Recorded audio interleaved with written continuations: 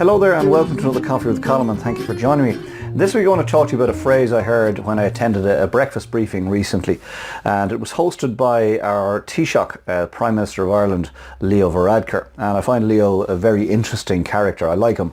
I'm a fan. He's the youngest ever person to be appointed to the position of Taoiseach. He is the first ever also of minority ethnic background. His father from India and his mother from Waterford. And he's a gentleman, he's intelligent, he's articulate, and he's gay. I think he represents a whole new Ireland. And a phrase that he used that particular morning just intrigued me. He referred to Ireland as an island at the centre of the world, and I just thought that was such a wonderful phrase. And when you think about it, it makes perfect sense. If you look at a map of the world, well, Ireland is an island almost at the centre of the world, and but it's also an island at the centre of the world in many other ways other than geographically. Let me explain. Ireland is one of those little countries, a bit like David and Goliath. Ireland punches well above its weight, Ireland being the David to the world's Goliath. And in many instances, Ireland has led the way. And very recently, Ireland was the first country in the world to ever vote in by popular vote same-sex marriage, legalise same-sex marriage, and put same-sex marriage on an equal footing legally with other opposite-sex married couples. And I think that was a wonderful step forward for Ireland because I think it shows the inclusivity that's required in the new Ireland today and into the future. Another area in which Ireland led the field was the smoking ban back in 2004, when Ireland became the first country in the world to implement a complete smoking ban in all public places, and that meant that you couldn't smoke in pubs anymore. Now that was transformational. It was a difficult time because it sort of changed entirely the whole nation of Ireland. It changed how we operated, it changed how we socialised. And there were huge swathes of Irish business that had difficult times as a result, not least of which was the pub trade. And regrettably there were many pubs that went out of business in and around that time. I for one also lost a business in and around that time. However, the issue from my perspective was escalating rents on the back of the Celtic Tiger. So I'm not sure that the smoking ban had everything to do with some of those pubs going out of business, but it certainly was a factor. That said, roll on 14 years to where we are now, 2018, and I'm not sure there are many of us here in Ireland that would go back to smoking indoors. You know, I've heard people say that, you know, when they go abroad and they go into bars and restaurants abroad and they find people smoking, that they're thinking, my goodness, how backward is that? Which is very interesting in less than a generation. You know, we're only 14 years beyond the smoking ban. Back in 2002, Ireland was the first country in the world to introduce a levy on single-use plastic bags, and overnight it was like turning off a tap. Overnight there was a 90% reduction in the use of single-use plastic bags here in Ireland. I just think that's wonderful. So Ireland over the years has led the field in many ways, and of course it's a very small nation, but it's an island at the centre of the world.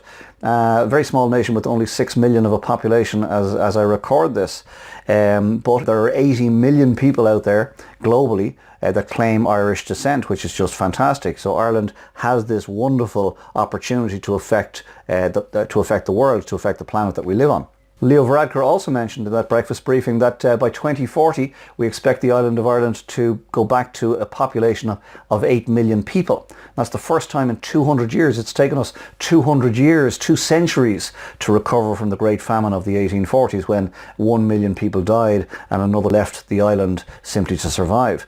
So our population was decimated back then, and it's taken us a full 200 years to recover. But it's recovering. A very interesting element in that recovery is that the 8 million people will be a very different 8 million people to the Ireland pre-famine. And that is because it's truly become a rainbow nation in those 200 years. In recent times, the amount of immigration into this country has been fantastic. Challenging in ways, but fantastic in many more ways.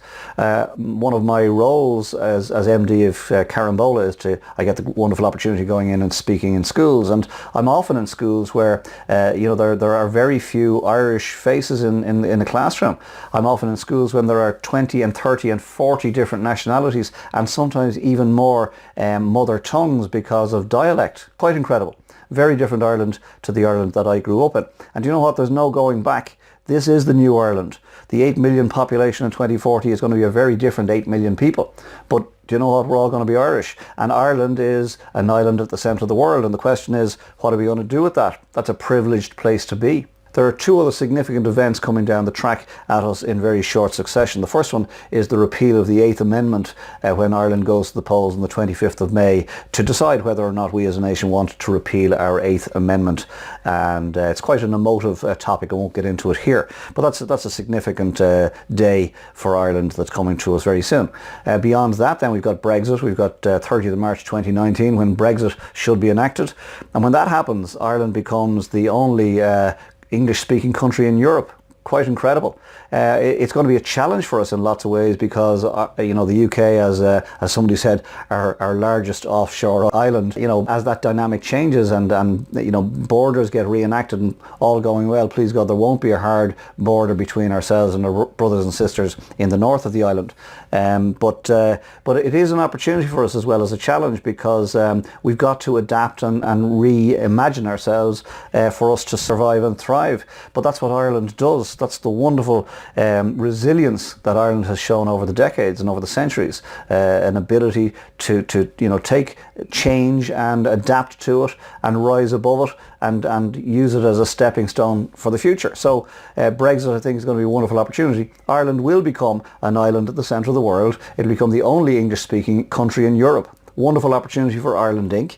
if we embrace it, because we can then attract companies and people from other parts of the world, non-English speaking people who want access to the European markets, because English is the common language of business globally. So a wonderful opportunity for Ireland Inc. being the only English speaking country in Europe to attract foreign direct investment. Happy days. And the question really is going to be, how are we going to take advantage of this opportunity that Brexit is presenting to us? I believe we will take advantage of this opportunity at a global level if we step up yet again, if we become world class. Like, we're great people for sure, we're great crack for sure, we're very welcoming for sure, but the it's grand philosophy of our forebears, I just don't think will cut it in this new world order. I think we need to step up. We need to become the best in the world at what we do, the best in the world at being Irish. We are an island at the centre of the world, literally and figuratively, and we have an opportunity, a world-class opportunity, if we step up to the plate. How's that going to happen? I need to step up to the plate. You need to step up to the plate. It's only going to happen if everybody, one citizen at a time, steps up to the plate. I believe they will. I believe we can. I'm up for it. Presume you are too.